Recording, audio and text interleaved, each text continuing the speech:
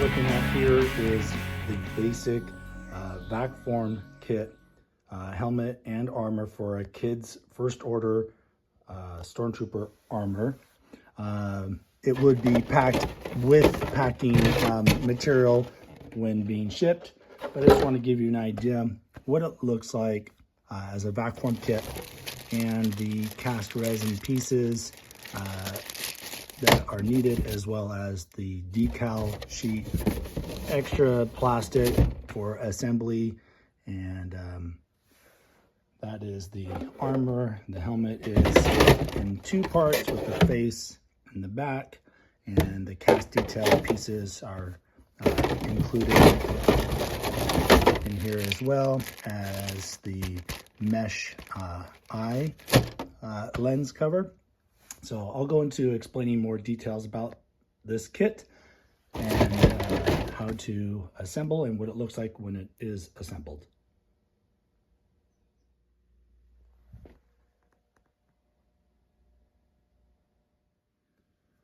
All right, so this is my son's assembled kids TFA suit. Wow, we're on the 10-year anniversary of The Force Awakens. So this was built a long time ago, but I figured it would be worthwhile showing the finish kit to see how all the strapping and all the cuts took place and how it goes together. As I mentioned, in the kit, you're gonna get all the vac form pieces and resin cast pieces. And I just thought I would start showing placement. You got the resin cast buckles. They go two different directions, and these are kind of nicknamed the Kit Kats, and those get glued on as well. Now this is the left lower leg, and the outside we glue together. You can see inside here, maybe it's glued, but the inside of the leg just have a little piece of Velcro that's going to help clamshell it around the leg. So this would be the front of the left, that's the outside, and that's the back, and then the inside is just Velcro closed. And then the right mirrors the left. There's no Kit Kat bars on the right leg. I didn't mention the decal gets placed, a little pill right above the ankle spat. And again, it's just Velcro that closes on the inside. And the outside is glued. You want to leave a little bit of a gap there. You don't want to close off that seam. And I put some, it's old, so CA glue has turned color over time, but I use the Zap-A-Gap CA glue. That's a glue I recommend. But if you prefer another glue, you're open to options. I'm going to move on to the thighs here. We got the holster again. Now this is going to be the right, this is the left. The holster's on the right side with the little clip facing towards the front. There's nothing on the back, and I made these glued on all sides so that you can just slide right into it, no problem. The reason why the lower leg is opened is to get your foot in there. You have to have it clamshell around so your foot can fit through. The left side is just the buckle on the upper with the buckle facing towards the front. So that's what the thighs look like. Again, I glued mine both the inside seam and the outside seam, but leaving a distinct groove on both the inside and outside. Okay, that's just a detail here. No clip goes there. It's just detail. I'll explain strapping towards the end. I just want to show mostly the armor assembly. So the forearms, this is the right, this is the left. Again, this is a little cast detail.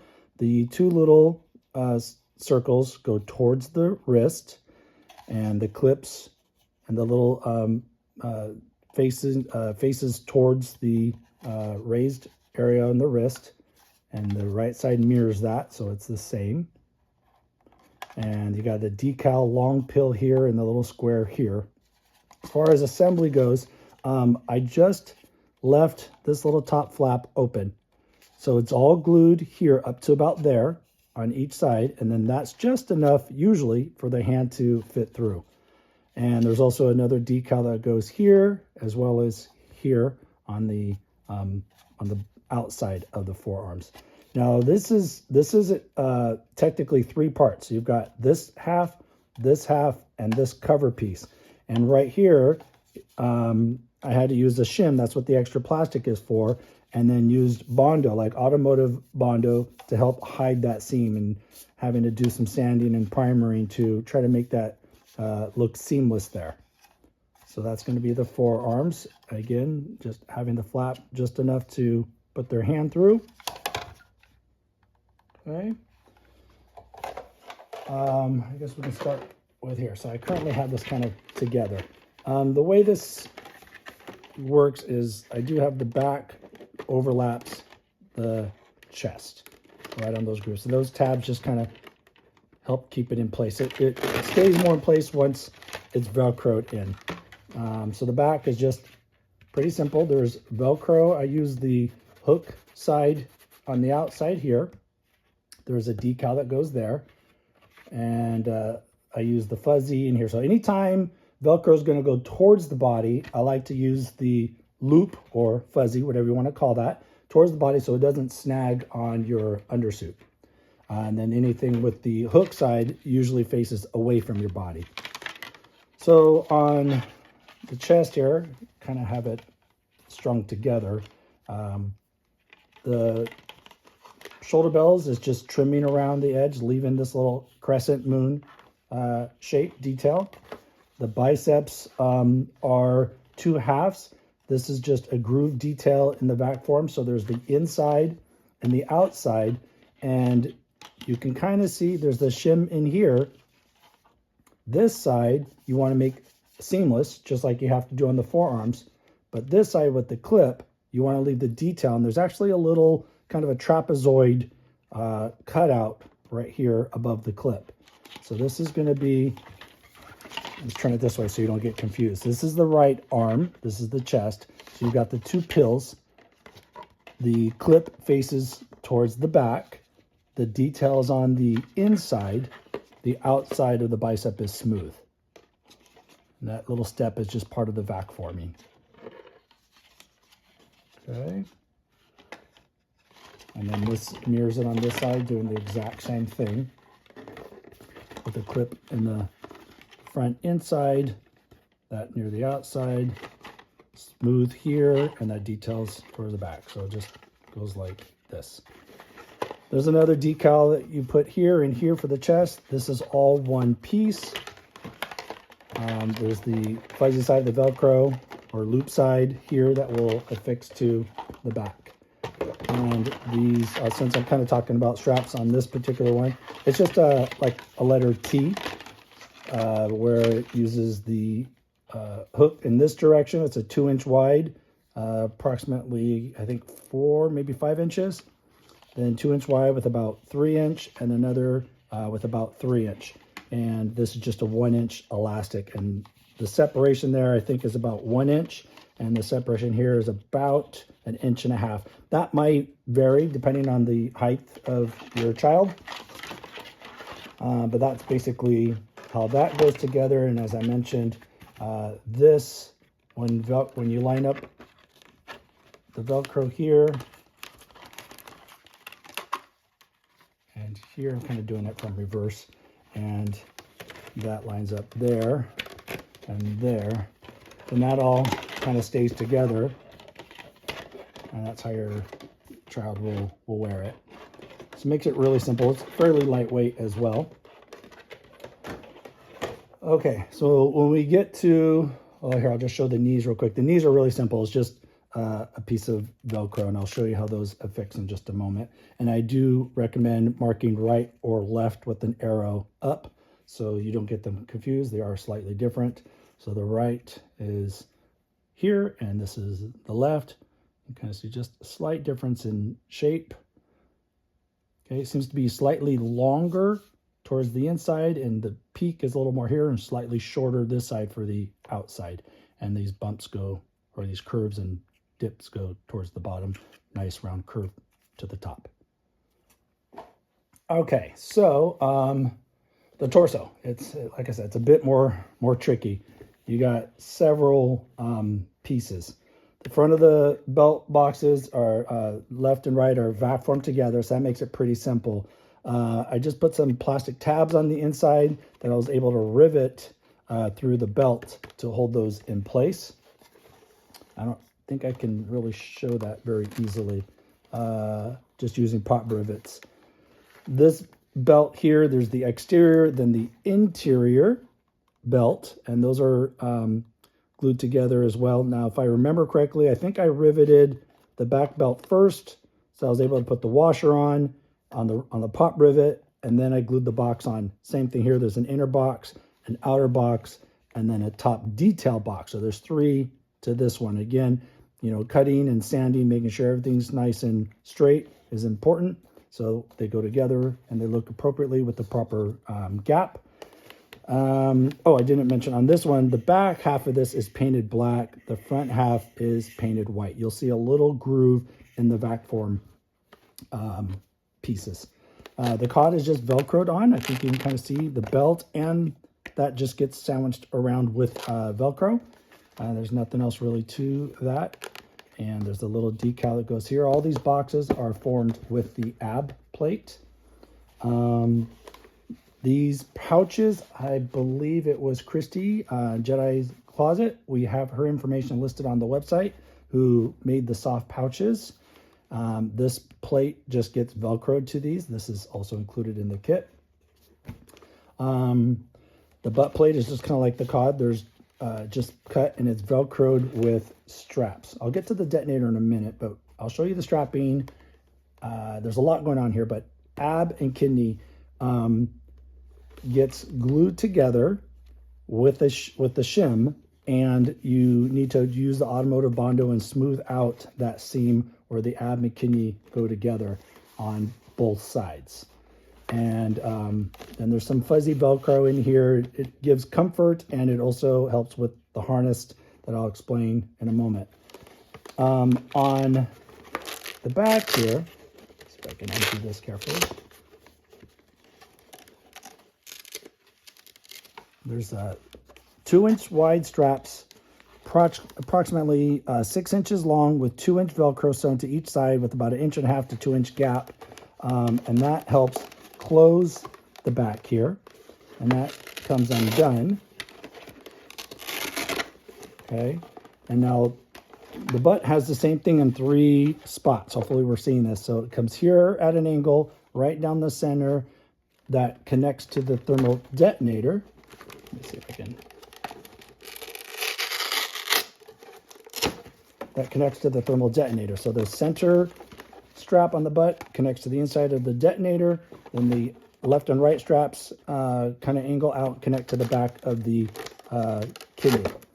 So you have to undo this belt. There's a little parachute clip here. You undo the belt so your child can get in there, and then you close them up with all these straps. These straps here are like suspenders to hold it up around their shoulders. If these are slipping, let's say on the back or the front, that it's slipping off their shoulders, this is something that I always kind of keep on hand. It didn't happen to my kids, but these are really great. They just got some elastic in the middle and the clips, and you can just clip them to each side, and it just kind of keeps them close together. So these are a nice little thing to keep on hand. Here's kind of an example. So it's just like a 2-inch Velcro with, elastic with Velcro sewn to each side. So that's what we're using inside here to hold the butt plate to the detonator and to the kidney, and making the closure here. So I know there's a lot going on here, but it is comfortable once they get it all on, because it is fairly lightweight. Velcro out here just to help hold the detonator together. Now the detonator is quite a few parts. You got the bottom part and the top part, and again it's going to require Bondo to make it look all seamless, and that just Velcros to the kidney there. Decal here, and another decal around this end of the detonator. The rubber, like I said, it was like almost 10 years ago. I believe you can order it from Uline, and you cut it in the width that you need. I do have a measuring tape right here. So the belt here was almost what is that, about 1.75 inches. Let's try it here. Yeah, just shy of 1.75 inches. So it's just a rubber ribbed belt. I think it was, or actually I think it's a rubber mat, but we cut to turn into a belt. It's also what the adult TFA and first order troopers use. These have Velcro, so you can reach inside. There's just foam in here to give it the shape required. Same thing on this one. It's just Velcro with foam inside. Little, I got 2 layers of 1-inch foam here, just cut to fit to help keep its shape. And yeah, that's pretty much it for that. Like I said, there's a lot of pieces here, and this has the slot to, once you click the buckle closed, then this slides over and hides the buckle and closes that. The only last thing would be the handbacks. They're just Velcroed onto the gloves. These gloves and boots were made by my buddy. Well, it used to be Imperial Boots. Now he goes by Keep Trooping. So he made these for my boys. It might be something he can still offer in the small size. So I would reach out to Keep Trooping. We have his information also on our website to see if he offers these gloves and these boots. I had another friend sew the neck seal for me, just adding some ribs. This is just a nice soft cotton, so it's comfortable for the kids. Adding some ribs and some Velcro down the back, and just basically making it like a bib. So this is the front, that's the back, and just making it comfortable and lightweight for the kids. The other thing to keep it comfortable is I got sweats, top and bottom, and silk screened the stripes where the exposed sections are to make it look like the ribs on the adult TFA, and did that front and back for the shirt and also for the pants. And then the pants, we put the Velcro to hold the knees. Now the nice thing about the sweats is being a little bit thicker material, your child shouldn't get armor bites. Armor bites is when the armor where your knee to bend will bend, and your skin could get pinched between there, and this helps prevent that because of the thickness of the material. It's something adults deal with in a lot of their costumes, and I just figured I wouldn't want my kids to have to deal with that. So going with the slightly thicker material helps avoid that. Although if you're wearing this in the summer months, you want to be cautious of them overheating, obviously. The other strapping I did not mention is in the thighs. So there is this sort of like an A-frame. So this is looking at the outside of the right thigh. Again, Velcro, and this is nylon, and it comes up and makes a loop. But there's also a piece sewn this way, so there's a loop this way. Okay, so it's like, that's what I'm saying. It's sort of like an A, and you do that for both sides. And then this is just a nylon belt with an adjustable parachute clip, and this will go around the waist of your child, and you can tighten that up. This is going to help hold the thighs in place, and this goes on before the ab and kidney. And then there is these straps to the sides, and then these will Velcro to the inside here of where your ab and kidney comes together, and that also keeps everything together. So that way not all the weight is on the waist from the belt. This will also connect to here, so it keeps everything connected and allows the mobility that they need. The arms are just kind of friction fit. They just stay in place. They seem to rotate quite a bit. Just something that happens. But as long as that curve is where they need to bend their arm, they're fine. And the angle of that seems to really just stay with the gloves. So they don't seem to rotate that much, but it can happen. Same thing with the lower legs. I mean, this pretty much cuffs into the boots, so you don't get much spin or rotation either, but it can happen.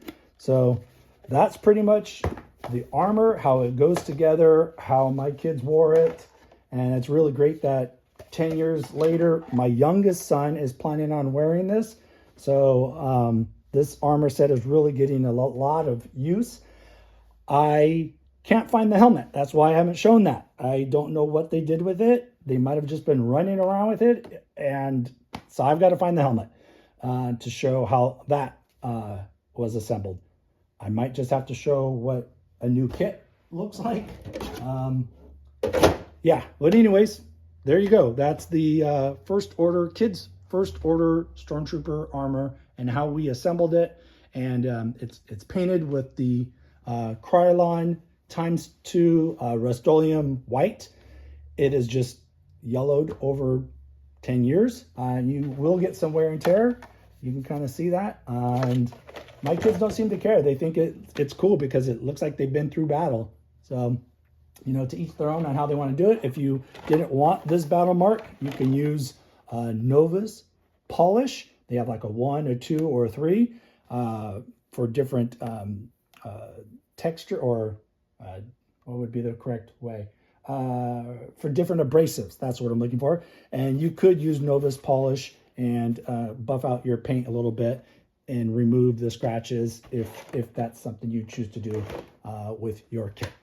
Well, I hope this helps you very much, and we appreciate you following Imperial Surplus and hope this is very beneficial for you. Okay, so if you watched my other video, I might stream this all together, I'm not sure, of the armor, I had mentioned that I can't find my kid's helmet. And this armor was built about 10 years ago. So I'm going to have to build a new one for my kid because he plans on wearing it in a couple months. And this is basically what comes in the kit. The helmet is vac formed in 2 halves. You've got some resin cast clips, the aerator, the mesh is for the lens. So it looked black, but they can see right through it. See? So as they wear it, they can see just fine. So it also prevents, if it was a plastic, it would potentially fog up. So it prevents from any fogging, and it's just easier for kids is what I found. I think I mentioned the aerator, and it might even come with a sticker. But regardless, the 2 halves. So let me explain what's going on here on the face. It's important to have a pencil. There's a little line here. So this line, let's see, this is really clear in the, so this line right here on the edge of my pencil, that's what you're going to want to trace with your pencil, because that's what you're going to end up cutting. And it just carries out. It's just a faint line. This one I'm going to use for my son that has a crack in it. And so that line all the way up, I just like to use a pencil and trace where that's going to be. I already pre-marked where those clips are going to be just to double check. And so anyways, that's what you're going to do with your pencil line first. And underneath here, it just follows. There's this line here, or you can go down here, depending on what you want to do to make it comfortable for your kid to wear. Personally, I would go a little on the low side first, but if you're having trouble with it getting on and off their helmet, then you can go to this line right there. I wouldn't go any higher. You can go to that line right there if you need more room. The eyes are going to cut out just right here. So make sure you're inside this lip and right underneath the brow. That's where you're going to cut out the lens, okay? On both sides, okay? So that stays connected in the middle. And nothing else gets cut out. This will get painted black after you've done it white. I mean, there's detail stuff.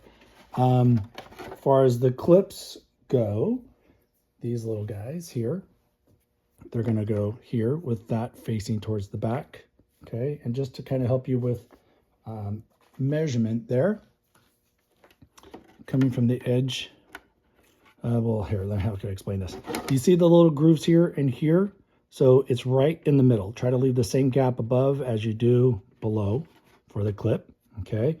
And this one, it's kind of hard to tell where that's going to be. So if you put this right on the bottom edge and you come up, the bottom of that clip should be at about 3.5 inches. So then this clip will start right there at the, go this way, at the 3.5 inch mark. Okay, but that's going to be after you've assembled it. But I just want to give you some registration marks, and then the same thing on this side. Do it right in between, and then measure 3.5, and that's where that other clip is going to go. And the way these two halves assemble, so again, I just want to repeat myself. You want to mark everywhere where you're going to cut. You can use scissors, and then make sure you get a really nice clean cut edge. You can use, let me see if I have one here on the table, a carpenter's knife. So, and that's if you want to do the score and snap, but scissors will work fine, and then just sand your edges nice and smooth. On the back side, it's pretty easy to see. Right below here is where you're going to trim for the back. And for this one, do not trim there. You want to go down here, okay? So you want to trim this all the way down here. This is what I'm calling the connection flange. You will need to cut out this little section here to make room. You could do a little cutout like this, like a triangular shape, and you can shorten that a little bit. It'll make it easier when you're trying to glue that, because the back is going to go into the face. This is a recessed step to allow the face to go onto the back half of the dome, and this is where all the glue is going to be. So you're going to be cutting again down here, cutting out right here in this corner, only because that edge isn't sharp enough for the face to fit over, so you have to remove that section. And then down here again, if you're having troubles with any fitment, you can also cut like another V shape at the top. You know, in various places you can cut a few V shapes, and that will allow that to flex a little bit better to fit in place. Now for gluing, I always recommend to sand the area that you're going to glue. So that would be sanding this connection flange after everything's trimmed, and sanding the inside of the helmet where it's going to glue together. And that's pretty much how the two halves go together. You will need to Bondo and hide that seam where the two halves meet, and paint that. And you will need to, I mean, the steps of painting is pretty much sand everything. Number one, I should reverse. Clean everything first. All the cast pieces, all the vac form pieces. I like to use liquid Dawn soap. That way you remove any of the release agency that we have to use when we're casting these. You want to make sure they're really nice and clean. You can use warm water, and that won't affect these. In fact, when you are ready to assemble them, if you need a little bit more curve, you can use a heat gun on low, and just to soften it up a tiny bit to help bend it when you want to glue it in place. Now, the other thing I found is the placement of it is, as we mentioned, it's as on the front, it's like halfway between here. It's also quite a bit further back. It's not directly in the middle of the seam. It just goes just a tad back, almost near the edge of that. So just kind of give you an idea of placement. Same thing for the top. So that on the front here, you just have a little bit of the back end of the clip showing. I'm getting myself confused because I keep turning this thing all around. Yes, so the back, oops, sorry, I bumped the camera. The back end of the clip goes to the front. The front of the clip goes to the back. I'm pretty sure.